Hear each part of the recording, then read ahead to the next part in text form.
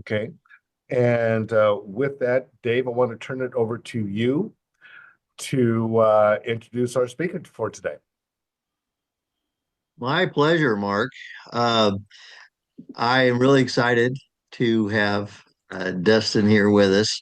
Uh, as my previous employment, Spokane County Sheriff's Office, I was a detective in the Spokane County in basically property crimes unit and narcotics, and Dustin was our crime analyst. He'd been with the sheriff's office for Spokane County Sheriff's Office for 3 years in the Regional Intelligence Group 9. And he split his time between investigating cases and working on the early planning stages for our real time crime center, which, of course, is what he's here to talk about now. Uh, he is the interim supervisor of the real time crime center, and or he was and is now the full time supervisor. Rusty, Uh, let me steal your radio. I'm sorry, I missed that. Before he came to the sheriff's office, he served 24 years with the Washington State Patrol, and he was assigned to the Northwest High Intensity Drug Trafficking Area, where he worked with various drug enforcement administration DEA task forces in Seattle and Spokane. And his primary areas of expertise are investigative technology, digital forensics, and intelligence analysis.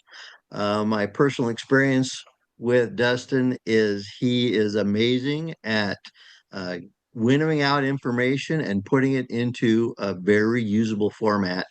Um, Whenever our narcotics unit would go out to do a search warrant or do a follow or any field operations, Dustin was always on the radio with us and gathering information, and he just was an indispensable part of that team.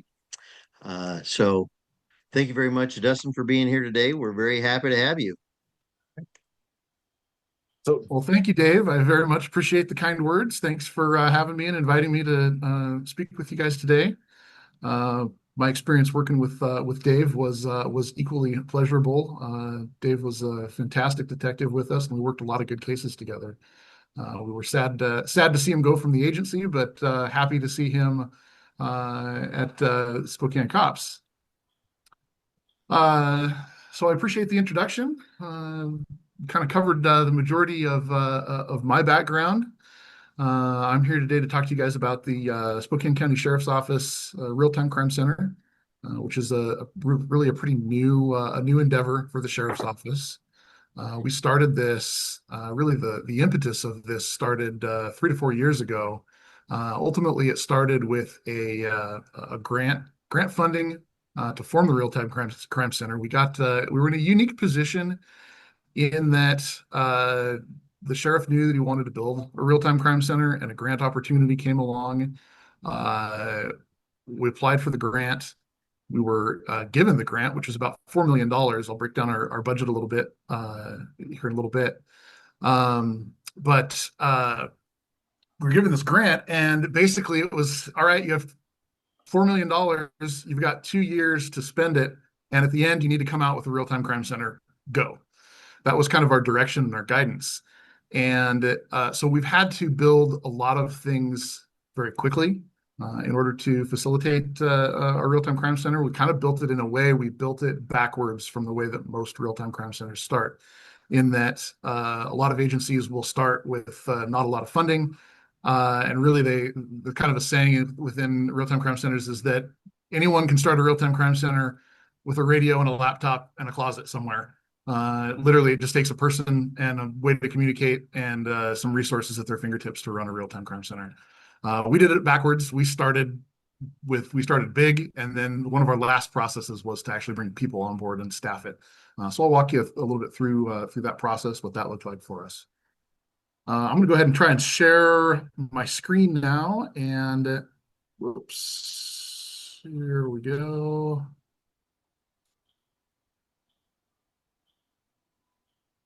Can you all see that now? Excellent. All right. So we talked about initially how this started with some funding. Again, we had a grant that was through the ARPA, which was the COVID relief funding of about $4 million, and then We had a little bit of funding. There were some things we couldn't pay for with the ARPA funds, so we had a little bit of funding out of our general funds, and then we got another grant from Washington Auto Theft Association for some equipment. So all in all, our total budget was really right about $4.5 million. As you can see, our allocation of those funds, the majority of that went to technology, and that's really what we spent the majority of our time doing with this project, was investing in and building a technology portfolio to support our agency and to support the Real-Time Crime Center. A smaller percentage of that went to the physical construction. I'll show you what that looks like in a second. And then the remainder, about a third of the money, is for staffing. And right now we have a total of 5 employees working full-time on the Real-Time Crime Center, 3 analysts, myself as a supervisor, and a dedicated IT person that handles all of our technology for us. And then we have various people that are also assigned that aren't necessarily paid for out of the grant, but come in and do some work for us. Like I said, we started working on this building out technology. Ultimately, kind of the last part of the process was physical construction to build the Real-Time Crime Center and then bringing on staff members. Well, that was kind of the last part of the overall marathon of building it. It was really the first tangible thing that we saw that came out of the Real-Time Crime Center process. This here is what our space for our Real-Time Crime Center looked like before we started construction. And this is what that center looks like today. Essentially, what it is, you can think of it almost like a dispatch center. We have 6 consoles, very similar to a 911 center type consoles. Got a large video wall up in the front, and lots of video displays and technology that are kind of baked into this room. I want to talk a little bit about sort of just the core concept of what is a real-time crime center. What are we doing with this? Why do we have it? Ultimately, the idea behind the Real-Time Crime Center is law enforcement right now is in a position where there is a lot of new technology. There's so much technology in law enforcement that it can be overwhelming. Certainly for a deputy sitting in a car trying to respond to calls, to be able to juggle all of the technology that's available to them and be able to use it efficiently and effectively is very difficult. So the idea is to take all of our technology within the agency, centralize it within one unit, and then have experts, trained analysts that really know how to leverage that technology to be able to utilize it to assist our deputies as they're responding to calls. The Spokane County Sheriff's Office has, for a long time, had a very strong intelligence unit. We have our RIG 9, we call it, Regional Intelligence Group. We've had traditionally up to, I think we're down a few spots now, but we've had as many as 10 analysts that all work. They're all embedded in investigative units, and they work to assist our investigations sort of on the back end. I call that crime that happened yesterday. They're working to investigate those bigger cases, but not necessarily those cases that are in progress. Excuse me. And we've had a strong effort in that. That's where I used to work. That's where I worked with Dave.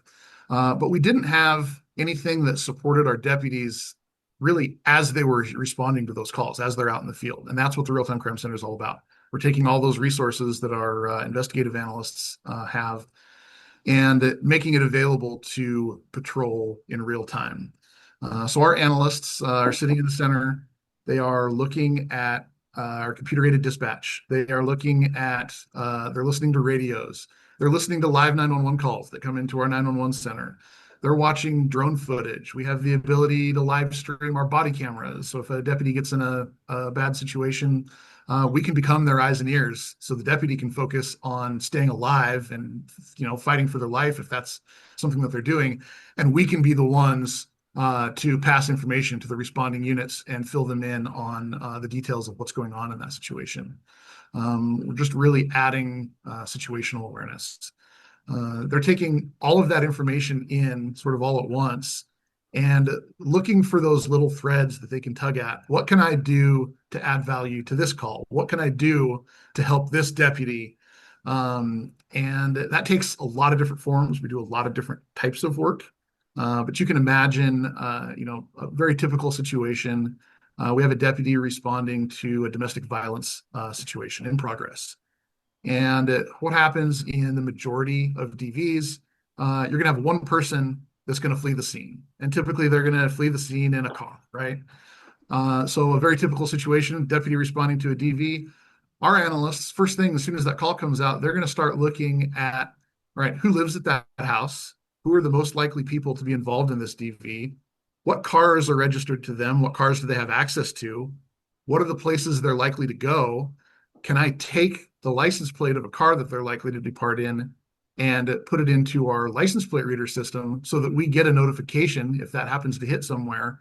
And we have a lot of situations where the deputy's on his way to the scene. They might pass the suspect going the opposite direction and not even know it. If we can give him that information and say, hey, look out for this particular car as it's leaving the scene, or say, hey, this guy's car just hit a license plate reader going the opposite direction, that might change the response. And we're getting a lot of success out of situations like that by having the real-time crime center staffed. Just want to talk a little bit about some of the success that we've had. We have been officially staffed with our first analyst. She started with us in April of 2024, so we're about 1 year now of actually having staff. We brought on a second analyst in July, and then our fourth analyst started in October. And we've been collecting a lot of success stories because we're grant funded. At some point in this process, our funds are good through the end of 2026. We're going to have to go back to the Board of County Commissioners and ask for sustainability funding. And because of that, we really need to prove the success of the program. So we are pretty militant about tracking our activity and tracking our successes and making sure we document all the wins and successes that we have. We did have a particular advantage going into this. When we started this 2.5 years ago. The first investment we made was in license plate reader cameras. And I think Dave will attest, he saw those in action. That was probably one of the best investments we could have ever made. It really has, it's done the same for a lot of police departments across the country, but for us, it's really revolutionized the way that we approach policing and the way that we are able to, we're solving crimes that would have just fundamentally gone unsolved without this technology beforehand. And I'll demonstrate what some of that looks like if you haven't seen it here in a minute. But that was the first technology that we invested in with this program. And what it did was it allowed us to start, we rolled that out to our dispatch, we rolled it out to our deputies, and it allowed us to start collecting success stories while we continued to work on the back end on building the real-time crime center and all the other technology and staffing and construction. And so what you're seeing here in terms of statistics is not necessarily representative of just the activity since we hired our first analyst. It goes back to when we put the first camera in the ground 2.5 years ago. So we have 521 documented success stories. Those success stories really are, our definition for that is some positive outcome, whether it's someone going to jail, whether it's a stolen vehicle being recovered, or some actual tangible outcome that was successful, that was a direct result of RTCC staff or RTCC equipment and technology. So 500 total success stories. We've sent 341 people to jail as a result of activity done through the Real-Time Crime Center. 191 vehicles that were stolen that have been recovered. The one statistic here that I really like: 14 missing persons located. Anyone who works in law enforcement knows that missing persons reports, you run a plate, you get a missing person report. Deputy sees that, they typically groan and they're like, oh, that's probably some, runaway or something. And sometimes that's the case. It's not, sounds more serious than it actually is, but we've had some really, really good success. We had one just about a month ago where it was an elderly, endangered individual who took off in a car, wasn't really supposed to drive, had dementia. And he had been missing for a couple of days. And we ran his license plate in the system, saw that it hit going out of our county, saw that it hit him on some cameras in Reardon, then started hitting in some cameras in Omak. And on a whim, one of our sergeants called the Border Patrol up in Omak, and they happened to be sitting with this guy who was trying to cross the border. They didn't know who he was. He didn't have any ID, and they were able to link him back up with his family. So some really cool stories that go beyond just the enforcement side of policing and more towards the community caretaking role that we have. This is a list. It's a little small, hard to see, but this is a list of all of the criminal charges that have been filed as a result of real-time crime center cases. And it really runs the gamut from something as simple as driving with a suspended license all the way up to homicide. We have, you see here on the center of the screen, RTCC staff or technology is responsible for filing charges on 2 people for murder 1 and 3 people for murder 2nd degree. So really runs the full gamut of different types of charges that we've impacted. One of the things, I'll come back to this in just a second. One of the things that we have really a challenge for us is real-time crime centers come in a lot of different forms. Many real-time crime centers throughout the country focus on cameras and having access to cameras typically in like a city and urban type environment. The sheriff's office, or at least the Spokane County Sheriff's Office, is a little unique in that we serve an area that goes from very, very rural to very, very urban very quickly. So we provide contracts policing for the city of Spokane Valley, which is a very, very urban area. And then the outskirts of our county are incredibly rural. In neither of those environments do we really have the benefit of a big camera network. Some cities have thousands and thousands of cameras. In our jurisdiction, publicly owned cameras, like on streets, intersections, we have 16. Which is extremely challenging. Some departments might have an incident and they can immediately pull up the camera and be virtually on scene. We just don't have that luxury. We'd like to build that technology out, and we're getting there. But as we started looking at ways to spend our grant funds to expand that network, it was challenging in that we only have a finite amount of money to put cameras out in the field. Where do we put those? How do we prioritize the locations? And so one of the ideas that we came up with was, well, maybe we don't put permanent cameras out in the field. Maybe we'd make some mobile assets that we can move around. And I'm going to come back to this in just a second, but skip on to this. And we came up with the idea where I say we came up with it, we didn't. We blatantly stole this idea from the Elk Grove Police Department. But we call these COWs, camera on wheels. These are retired patrol cars that were just going to be sold for maybe $1,000. They're not worth a whole lot, but we took those, we put them back into use. We had our garage outfit them with a big mast on top, and we put cameras on it, put some communications equipment in it, and we take these vehicles and we park them in various areas throughout the county in like high crime areas. We park them in business parking lots, lots of different places to place these. And we expected, our goal was to have maybe a little bit of a deterrent value, but also then to give us, our analysts in the center, some eyes on out in the field to be able to see what's going on in these high crime areas. What we didn't expect was the full extent of the deterrent value.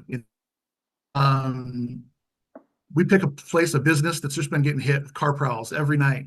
We put one of these in the parking lot, and that activity just goes to zero immediately, which we didn't quite expect. We also expected that maybe we'd see some vandalism on these cars. We've seen none. People come, you watch people around these vehicles, and their behavior completely changes. And it's something that we didn't really anticipate. We get requests now from businesses all over the county. Can we have one of these in our parking lot? We'll go put one in a business parking lot, and we'll come to pick it up, and they'll say, please, please don't ever take this away. It's been again, like I said, something that we didn't really expect. The ability for us to access those cameras, it exists, and we use them. We have not once since we've deployed these had anything major happen in front of one of these. We're not accessing those cameras and pulling video for evidence very frequently, just because the activity goes almost to zero when one of these is parked somewhere. We have captured some interesting things. We've captured things that have helped on cases, but the video component of this is really a small component of it. The other unique thing that we did with these, a little hard to see in the pictures there, but you'll see multiple cameras up on the mast.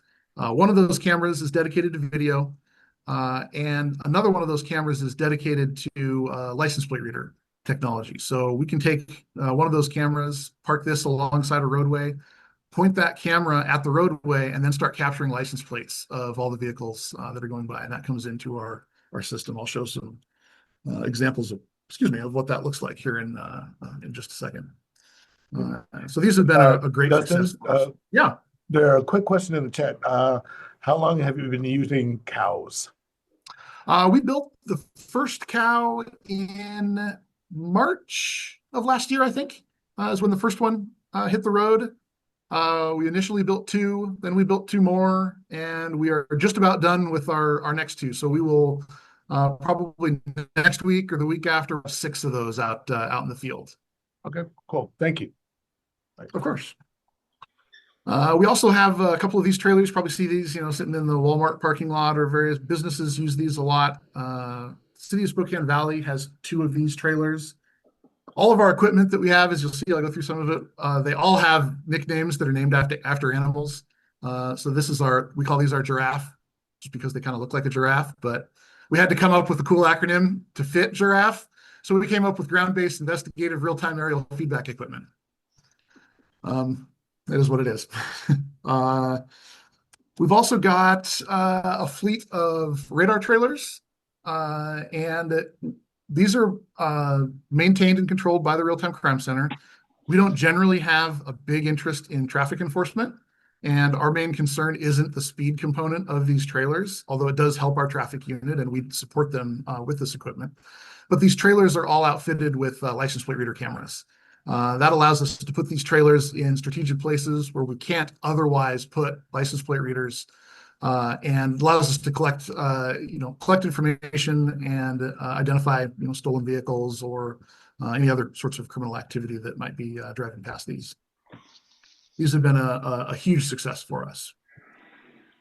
And then one of the other major pieces of technology that we've deployed is 21 Axon Fleet 3 license plate reader cameras. These are dash cameras, just like a standard law enforcement dash camera, but they also have a second camera. You kind of see 2 lenses on the front of that camera. One of those is dedicated to video, and one of those is dedicated to capturing license plates. So you see this really wide, like almost 180-degree field of view. These cameras are picking out license plates and checking those to see if those are stolen vehicles or wanted vehicles. And that has been a huge repository of information for us. I wanted to go through now and do a demonstration of what? Excuse me, 1 second. I'm on my cost presentation. Sorry about that. And do a couple demos of what some of this looks like. So if I can hop out of this, and hopefully y'all can see what my screen. Are you guys able to see my flock screen here now instead of my PowerPoint? Excellent. I just want to show you a little demo. Some of you in law enforcement have probably seen this, so I apologize if you're getting duplicate info, but I think it's interesting if you've never seen what the license plate reader technology looks like and what it can do. It's very compelling, I think. So when you think of license plate reader, you think of a camera that's taking pictures, capturing license plates, and then maybe we can query on a particular license plate to see if there's any data associated. So what I'll do is do just that. I'll put in a license plate here and put in a search reason, and I'll conduct a search so we can see what that looks like. And we'll see that this particular vehicle has been detected a couple of times on some of our cameras. I can see this one gives me the image of the vehicle, shows me the license plate, and shows me where it was captured. It's pretty basic functionality. Where this technology is really helpful for us is in its ability to search not just by license plate, but by the vehicle description. So imagine a situation where a deputy responds to a burglary that occurred at a business. And he gets on scene. Suspect came, stole a bunch of stuff, and left. They review the video, surveillance video from that business's cameras, and typically it's going to be kind of crappy video. You're going to have, somebody maybe wearing a hood. Maybe you got a vehicle out in the parking lot, but you can't ever read the license plate.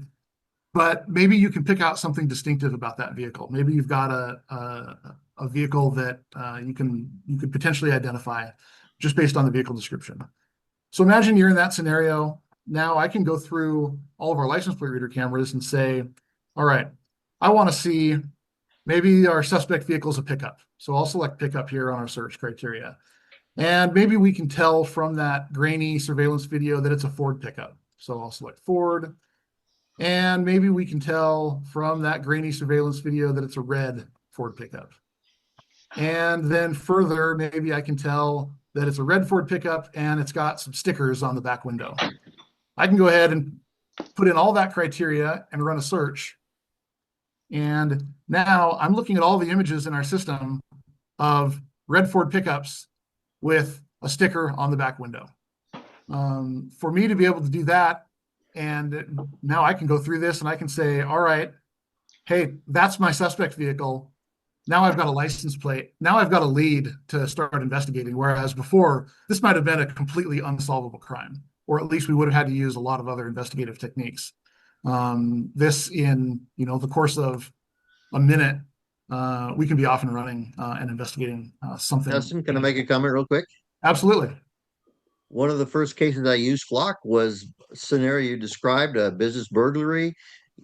We had a grainy photo and you pulled up a picture of the vehicle and we were able to see some of the stolen property. We could identify the property in the back of the truck, and it led to an arrest. That case is why I always use red Ford pickups with stickers on the back window. It was the first case that I ever solved, just using Flock, and that was a fun case to work with you, Dave. Right on. So the benefits of being able to conduct searches like that are huge and significant. The other side of this is the proactive alerts, and I won't show what that looks like, but it's you can imagine any time a vehicle that's listed as stolen and the system passes by one of these cameras, we get a proactive alert. We can set alerts for vehicles that are of interest. So now that we've identified this vehicle, maybe now we want to stop that vehicle. Now I can add that license plate to a hot list, and the next time it gets detected by one of our cameras, it's going to let all of our deputies in our dispatch center know, hey, go stop this vehicle because it's a burglary suspect. So the benefits are huge. Like I said, this was kind of the first technology that we rolled out. We went with, as an agency, we went with Flock Safety. There are a lot of other providers out there. Flock did very, very well for us early on. There are a lot of ongoing issues in the tech space right now, and if you're an agency considering bringing on this technology or bringing on any of these service providers, I'll have my contact info at the end. Reach out. I'm happy to give you some ideas as to what might be some of the challenges that we've had and some of the good things. It's really a balance, and I'm not sure that we would do it the same way if we had it all to do over again. Maybe we would, but there are a lot of things to consider. So happy to provide any thoughts and guidance on that to anyone. Also, anyone in the private sector as well. Flock cameras aren't just for law enforcement or LPR as a whole. There are a lot of companies out there that market their services to private businesses, and then those businesses have the ability to share that data with us as law enforcement. So we have access to, in our jurisdiction, all of the Lowe's stores have cameras at all the entrances and exits to their stores. We have a number of homeowners associations that have cameras, and we're getting those feeds. So we'll get alerts off of those cameras and have the ability to search across those cameras. And that network is just growing. So it's certainly something that is available to everyone. One of the other things that I wanted to show and demonstrate is another piece of technology that we have in use. Is something called BriefCam. And I'll just log in and show you. This is be a live demo of this system, so it doesn't always go as planned. BriefCam, the idea behind it is it's a video summarization tool. It allows us to very quickly analyze large amounts of video and pull out those key moments, find the proverbial needle in the haystack amidst a large chunk of video. And so what I'm going to show is just a case that I use for demonstration. This is a pull camera that we had up on a drug house quite a while ago. This is essentially what this is. This is 10 hours of video that we exported from this particular camera. And what BriefCam has done is it's taking that 10 hours of video, and now it's showing us essentially every object that it detected as moving within that video on this screen. So I can go through and look for something interesting, and then play just that clip of whenever that particular object happened to be in the system, and that's certainly useful. One of the other things that's really useful is just the video summary. If I click on this, what you're seeing here takes a little while to wrap your head around exactly what you're seeing. But like I said, this is 10 hours of video. If you look down at the bottom of the screen here, and it's covered up by my Zoom right now for me, but what it's done is it's taken that 10 hours of video and it's condensed it down into about an 8-minute video clip. And what it's doing is it's stacking all of the movement in that scene on top of each other and putting a timestamp on it. So don't worry, the guy in the middle of the screen is not about to get run over by a garbage truck. He crossed the street at 10:23 and the garbage truck came along at 10:40. But it allows you to very, very quickly sit here. In 8 minutes, I can get a real understanding of what happened over the last 10 hours versus sitting down and trying to scrub through 10 hours of video, which might actually take me 10 hours to get through if I was watching it in real time. So this is a really, really useful tool for us that we can use in the Real-Time Crime Center to assist our deputies. Another thing that I can do is go through and I can kind of sort this by object. So say I'm looking for just an individual. I can go through and I can say, just show me the people. And if I do that, whoops. Oh, well, I can't see, because of my Zoom, I can't see the button to apply this. So I won't show you what that actually looks like, but this would narrow down this. I'd see just the people, or I could say, just show me the red cars, or any other form of type classification that you can think of. We can narrow this down. So really cool tool. Again, one of the earlier tools that we brought on for the real-time. So Dustin, we do have a question from Mary Jo. Can this be used in court? Can BriefCam be used in court? Yes. Excuse me. It can. I don't think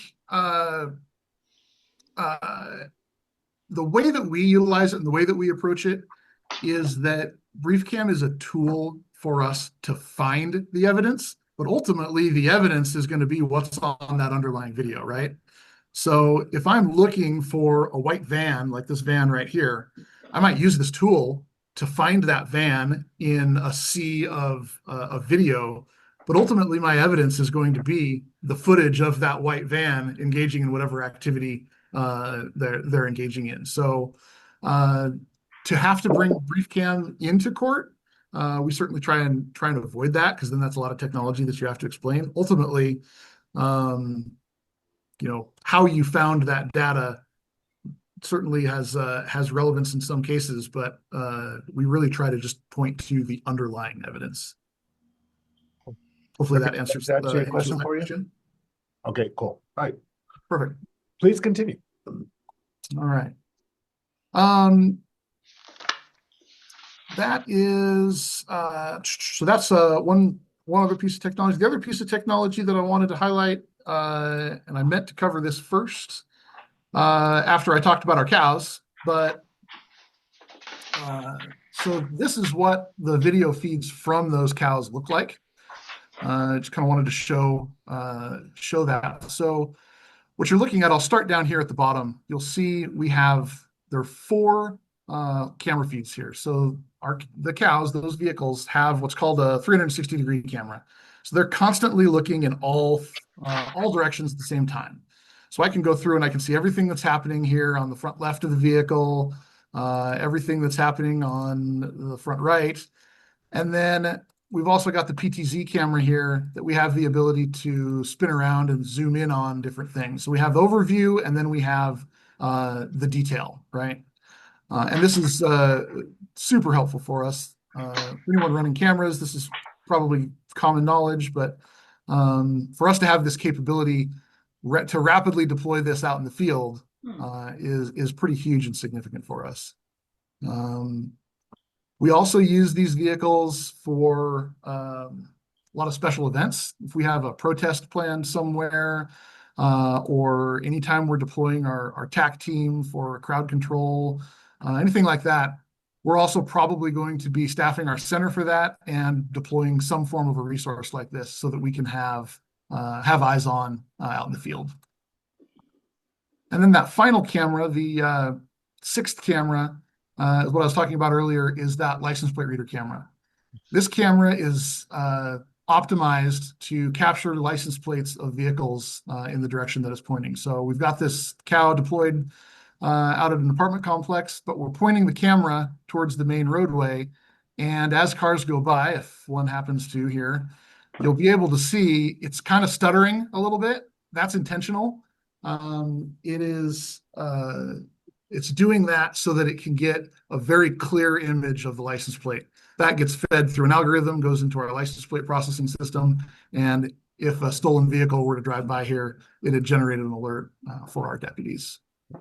Cool. So we have another question for you. So are your cows unattended? Yes. So yeah, there's they go. nobody actually sitting in the car at the time. No, nobody's sitting in them. We go move these around to strategic locations, and we dump them. We just leave them there. Okay. They have solar panels on top. So during the summer, when there's a lot of sun out, they can run pretty well indefinitely.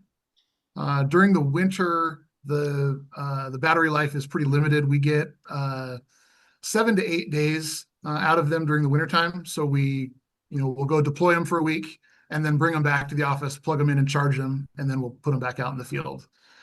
We also we have a lot of partnerships with businesses that have locations where we can park these that also have access to power. So we sort of use those as a hub as well, and we'll bring them back to a business and plug them in, let them charge for a while, and then we'll take them back out somewhere. So we kind of try and keep them constantly moving. We're doing a pilot project right now with the Washington Hospitality Association in the downtown corridor by putting we have one cow dedicated through the end of April to the downtown corridor with restaurants, hotels, and bars. So that's what you're looking at here is this cow that is deployed right in front of the Davenport Hotel at the moment. So that's kind of a pilot project with them. Another cow parked out. We had some vandalism issues going on the railroad out in Spokane Valley. So that's where we have another one deployed at the moment. And I think our final one is actually here at the office. So it's off. Here it is, parked at our office. That one's charging, getting ready to go back out in the field. We brought these assets on, and with that came the responsibility of managing them and moving them. So with limited staff, we have to, when we're out moving these assets, a lot of times we're having to close down our crime center to do that. We kind of stagger our shifts to give us maximum coverage. We're nowhere near 24 hours with just 3 people, but those analysts are working in the center and then also managing these assets. So, any agency considering something like this, that's one thing that we really didn't think about was the manpower that goes into managing these assets. So it's a little bit of a struggle for us. We're lucky to have some volunteers that help us, and sometimes we'll leverage a training car that has 2 deputies in it to go pick one of these up and move it. But it definitely is an investment in personnel and time to be able to manage and move these assets around.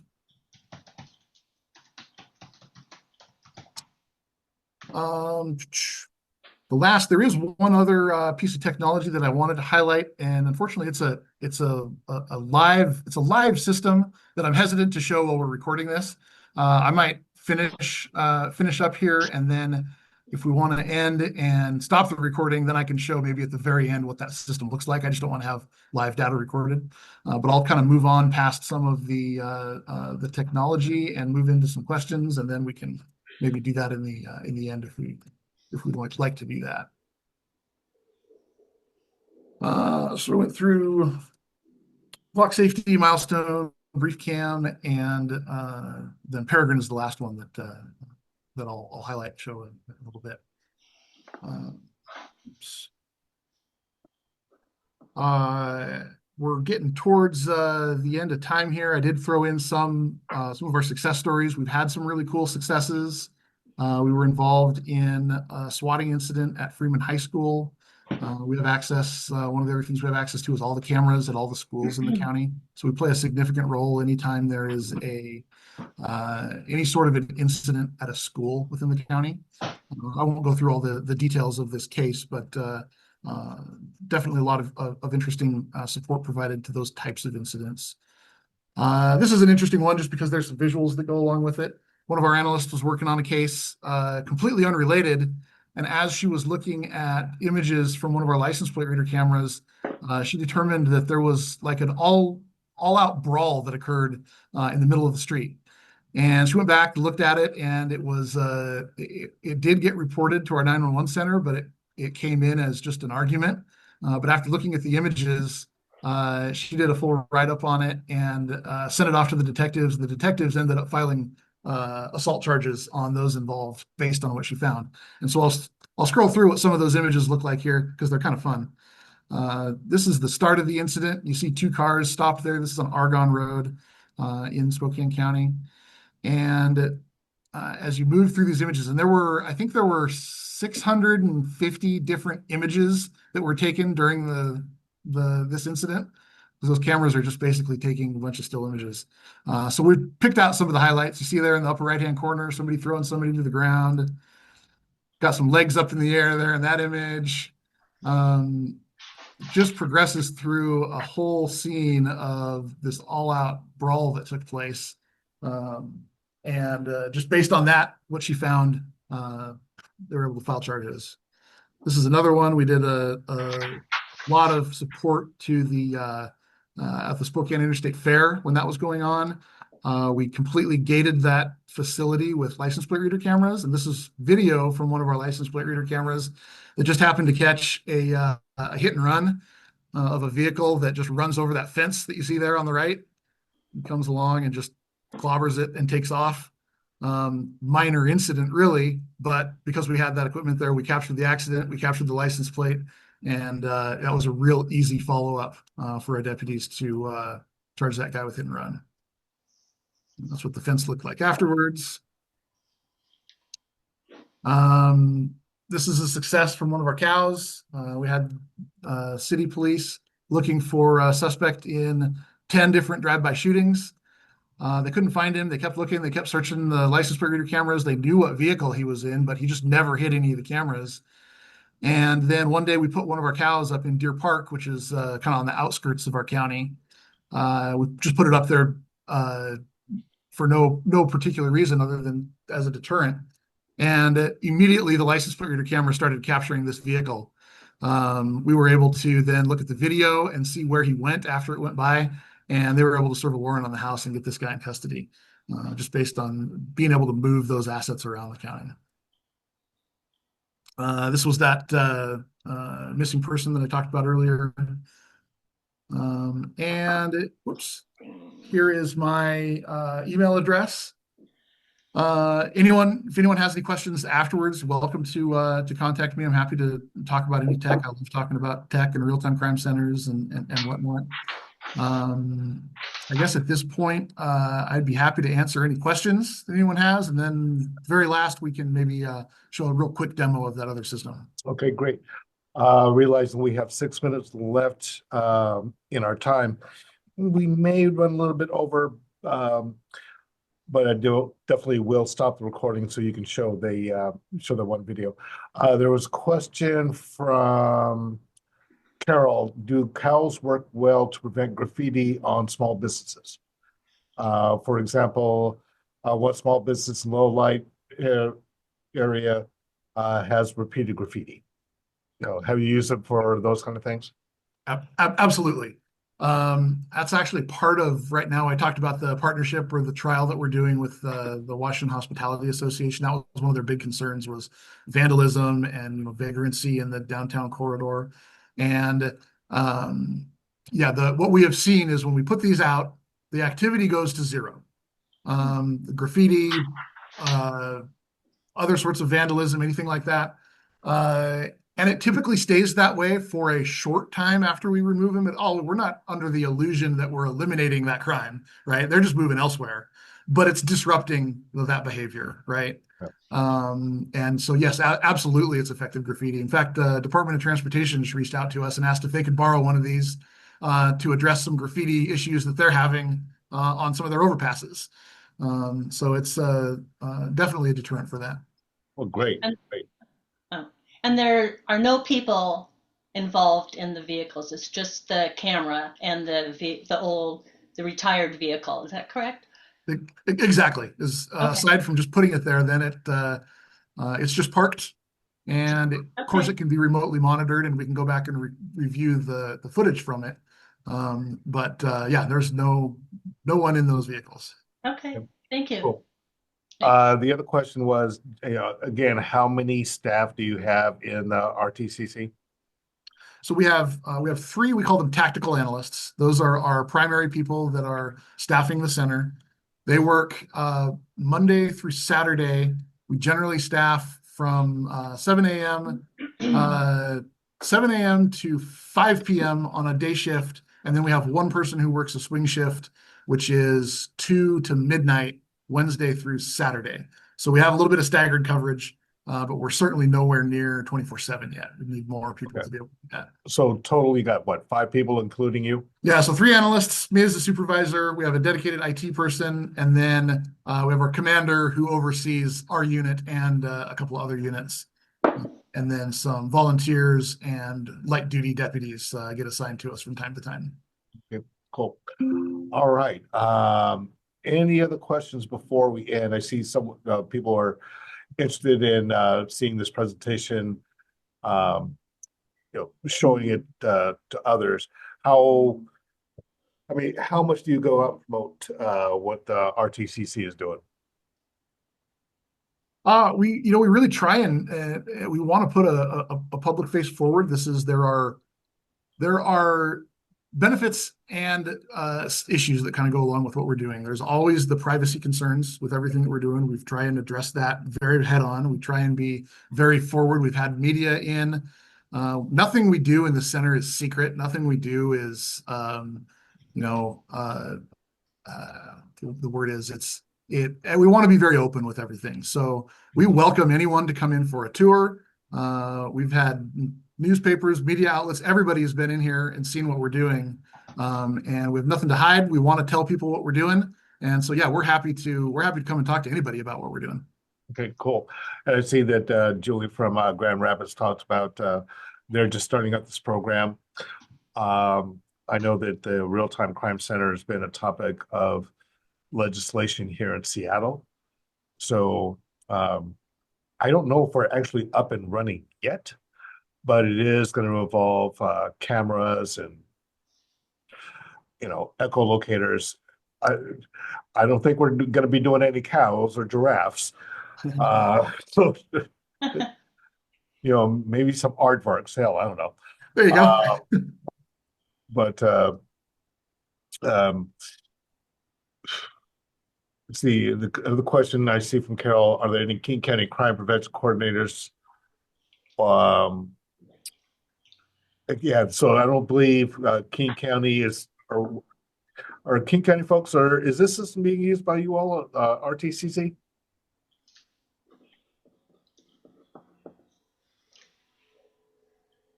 No, Rich or Vance? Yeah, what's the question? Is King County using an RTCC? No. Okay. All right, cool. All right. I Okay. thought the question was, is there any King County crime prevention people on this call right now? Right, right. I was Oh, I wondering if see. there was anybody that um, works on the White Center area of King County. Good question. The White Center typically just has nowadays, I think they still have a storefront officer. That's what we call them, which is kind of crime prevention, but most of our crime prevention units have gone away, just due to staffing right now. So Yeah. Okay. Yeah. Okay. So I think is Will still at CTEC? Will, Vasisto? no, I don't know. I worked, that's where I came from before I came up here. I was in CTEC and I was the crime prevention officer for CTEC for 7 years. Gotcha. Okay. How about City of Seattle adjacent to White Center? That would be Jennifer. Jennifer. Okay. Jennifer Sutter-White. That's West Seattle is or Southwest Precinct is her area of responsibility.